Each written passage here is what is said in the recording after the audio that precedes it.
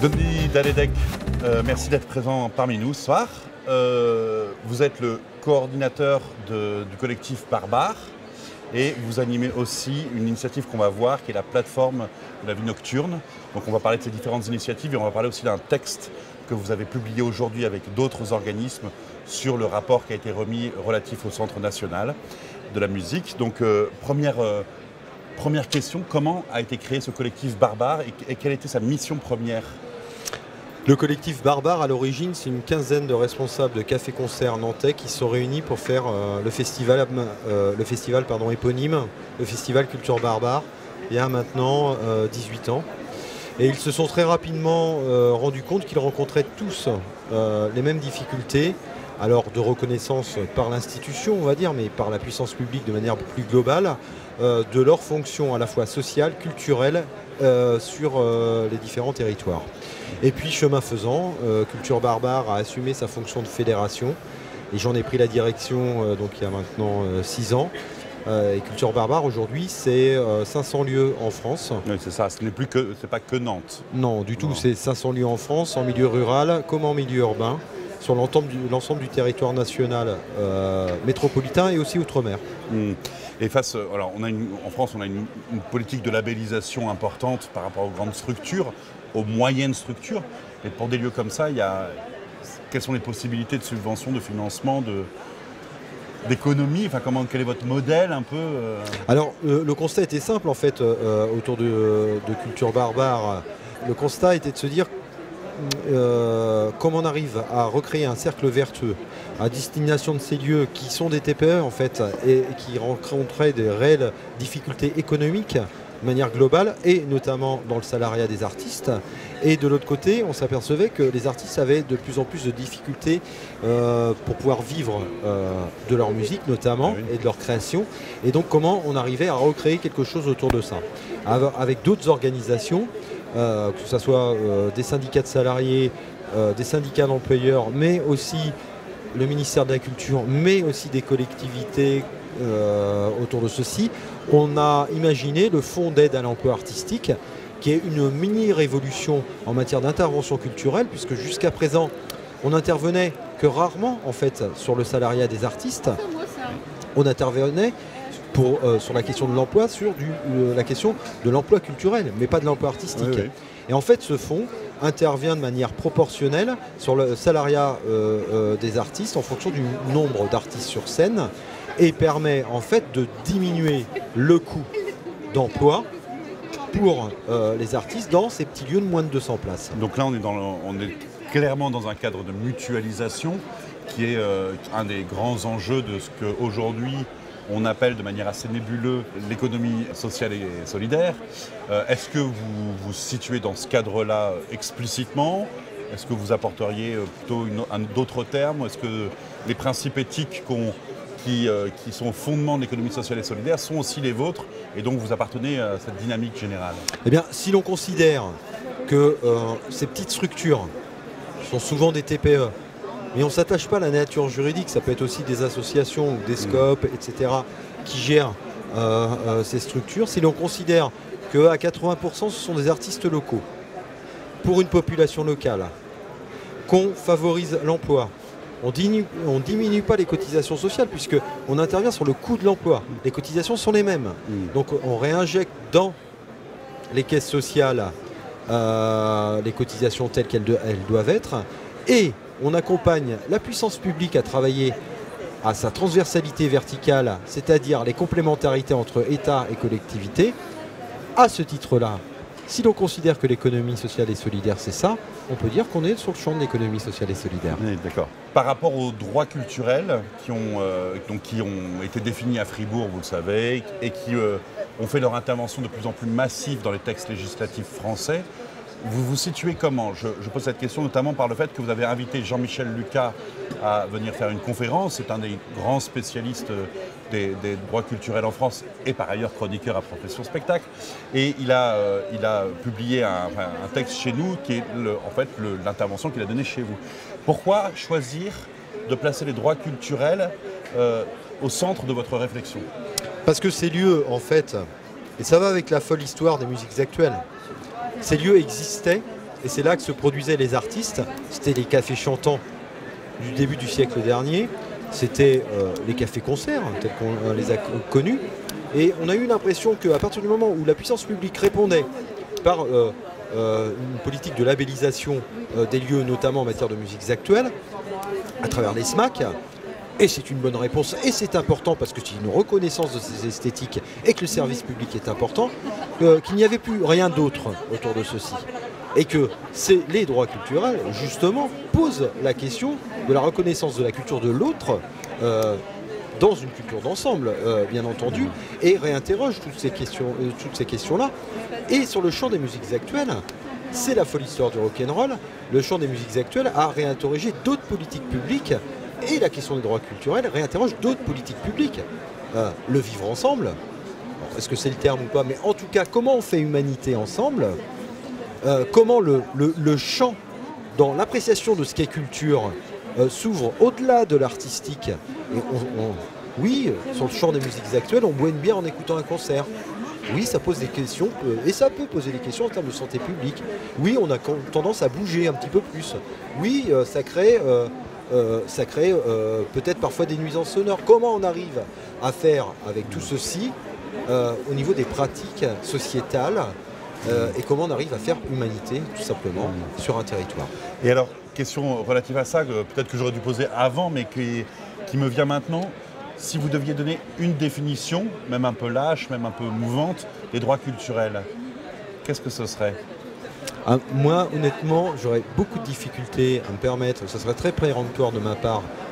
Jean-Michel Lucas est beaucoup plus doué pour pouvoir le faire, donc je renvoie la chose à Jean-Michel. Pour autant, en tout cas, ce qui m'intéresse, moi personnellement, c'est de regarder les pratiques artistiques d'un point de vue culturel, et c'est-à-dire que dépasser le simple propos artistique pour le réinterroger d'un point de vue plutôt ethnologique et sociologique dans les pratiques.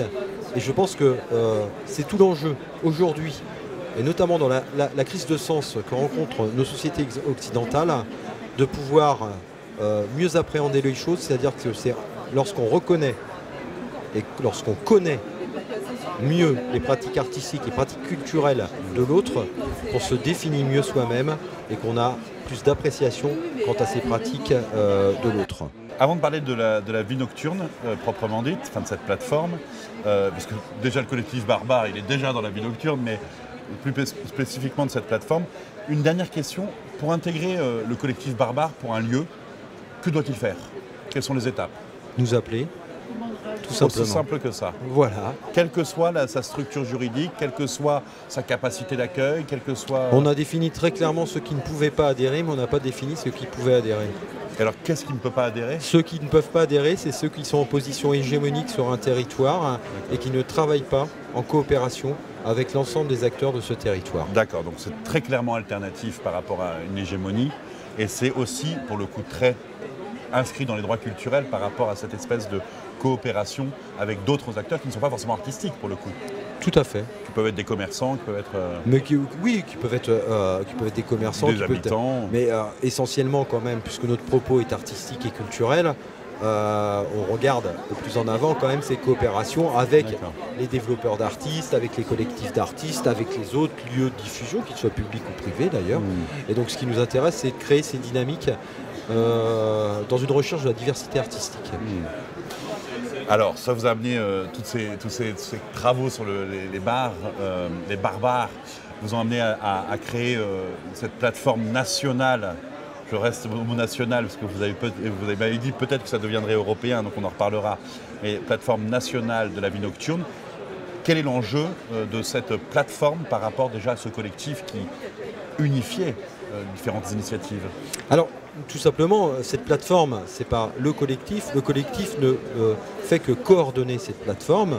C'est vrai qu'on est un peu à l'initiative de ceci, mais c'est la réunion, en fait, de fédérations d'élus, le Forum français à la sécurité urbaine, donc la Fédération des élus à la sécurité de villes en France, et aussi le Forum européen à la sécurité urbaine, la FNCC, la Fédération des élus à la culture, le ministère de la Culture, des syndicats de l'hôtellerie-restauration, mais aussi des fédérations comme la Fédélima des lieux musiques actuels. Mais on va retrouver aussi Agisson sur les risques auditifs. On va retrouver des structures qui interviennent plus dans le domaine social pour recréer une vie nocturne dans les quartiers, par exemple. Enfin, des mutuelles, un spectre très large. Le constat, en fait, il était simple, c'est qu'il n'y avait pas de lieu de rencontre sur une approche transversale, globale, des politiques publiques sur la question de la vie nocturne. Et comme je le disais tout à l'heure, en effet, lorsqu'on va organiser un événement, par exemple des gros événements dans l'espace public, ça va engendrer de nouvelles populations qui arrivent, qui viennent pour un temps déterminé, mais qui vont, ou pas d'ailleurs, engendrer peut-être des nuisances.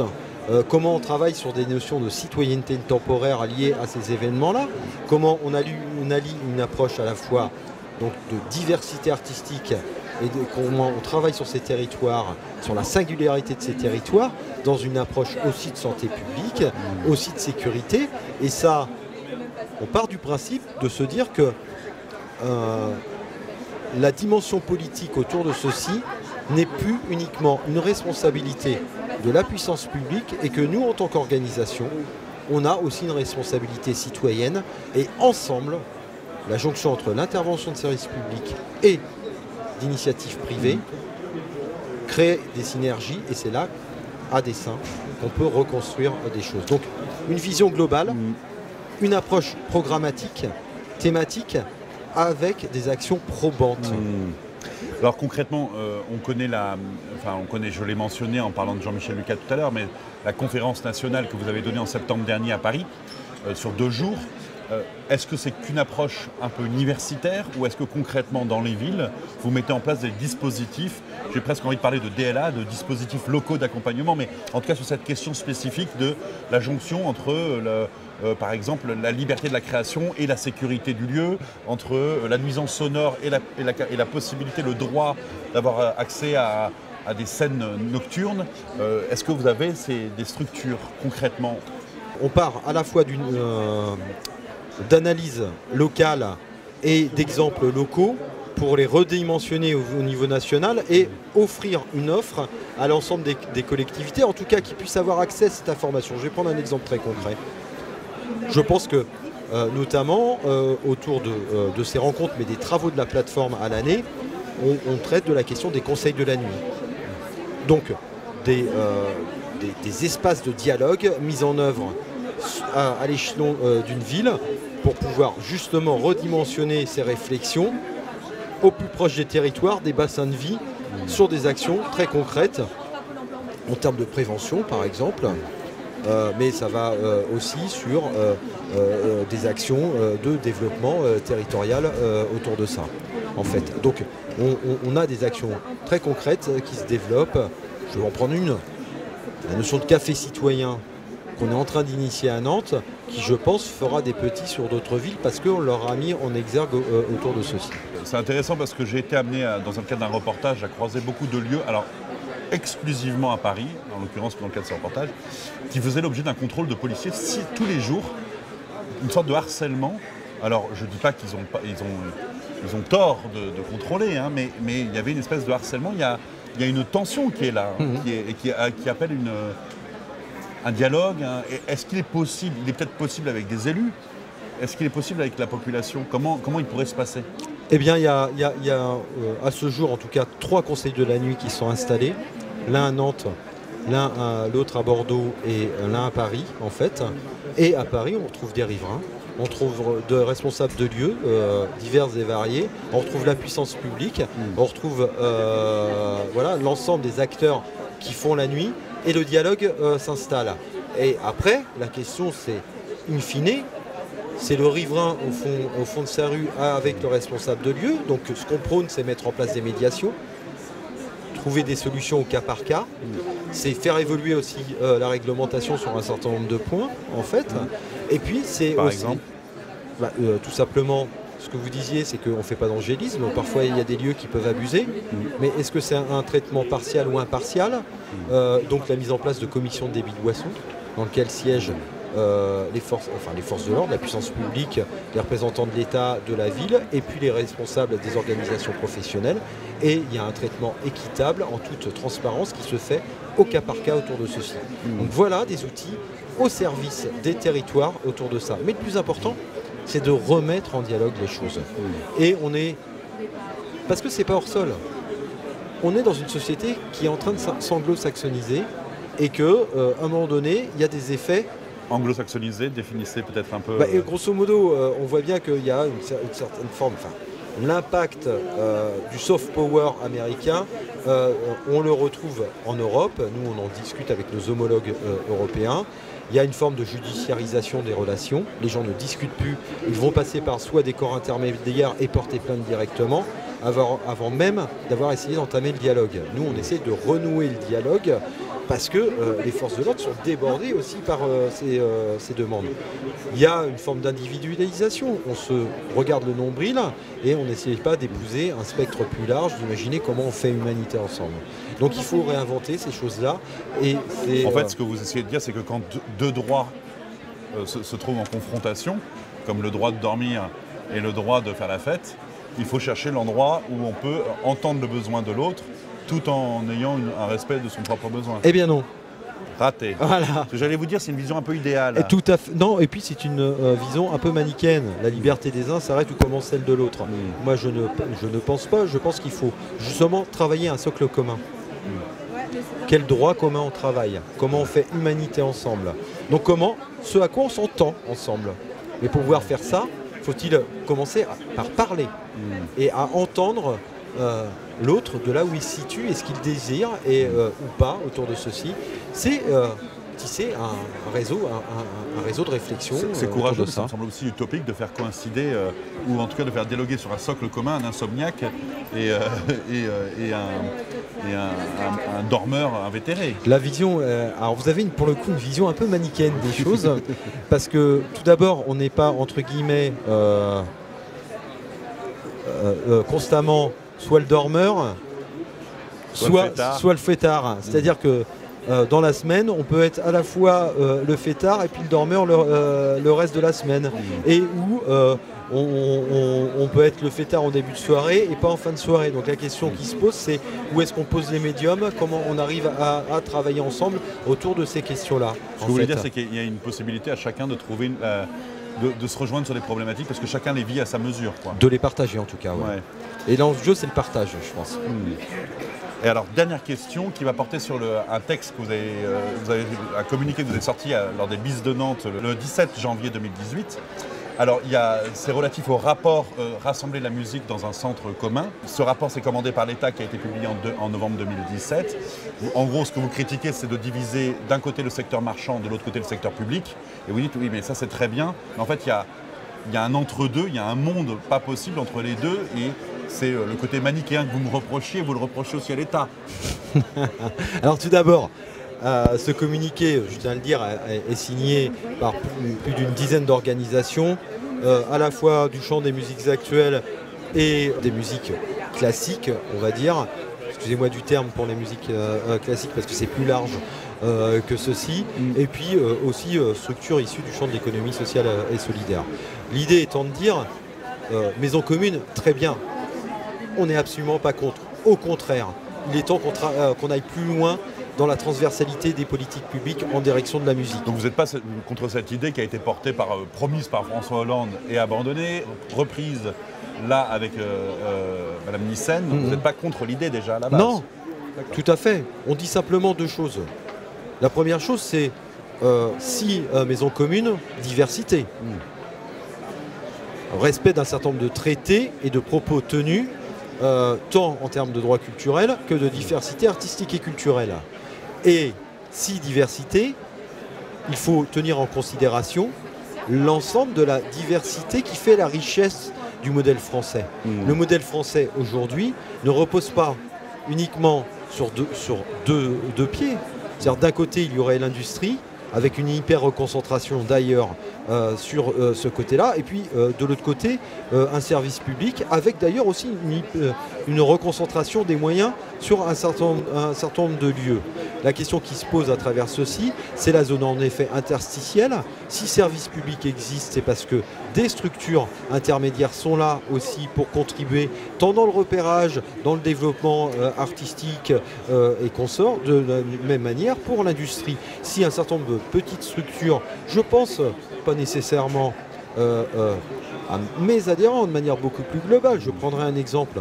Un disquaire indépendant en zone rurale me semble aussi intéressant à destination de l'offre de services rendus à la population en termes de conseils et consorts, mais aussi aux artistes émergents qui ne trouveraient pas nécessairement les bacs dans d'autres espaces de vente et consorts.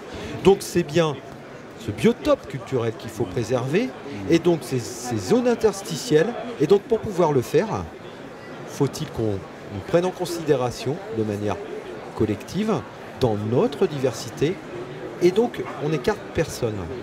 Il faut le service public, il faut l'industrie, mais il faut aussi une représentation de cette diversité artistique et culturelle. Si représentation il n'y a pas, là je pense qu'il y a péril en effet, et on perdra à la fois en qualité et en maillage au niveau du territoire de l'offre, mais en plus la puissance publique n'aura pas les moyens de ses ambitions autour de ceci. Et donc, outre ce communiqué, bon, Françoise Nyssen n'a pas encore annoncé les mesures qu'elle comptait prendre. Elle avait dit qu'elle le ferait courant janvier. Donc, on attend de voir ce qu'elle va proposer. Mais outre ce communiqué, que comptez-vous mettre en place là maintenant pour faire pression, même si ce mot est toujours très violent, mais en tout cas pour faire avancer les projets, les idées, la vision que vous portez? Eh bien tout simplement, ce communiqué est le début d'un travail en commun avec ces premières organisations, et moi j'appelle les autres organisations à venir nous rejoindre. Je sais qu'il y en a d'ores et déjà qui désirent nous rejoindre autour justement de propositions, d'une réflexion commune. La ministre doit annoncer un certain nombre de décisions en janvier, alors même qu'il y a, si je ne m'abuse, une mission de préfiguration qui doit avoir lieu, où se situe la co-construction et la réflexion avec l'ensemble des acteurs du secteur. Merci beaucoup.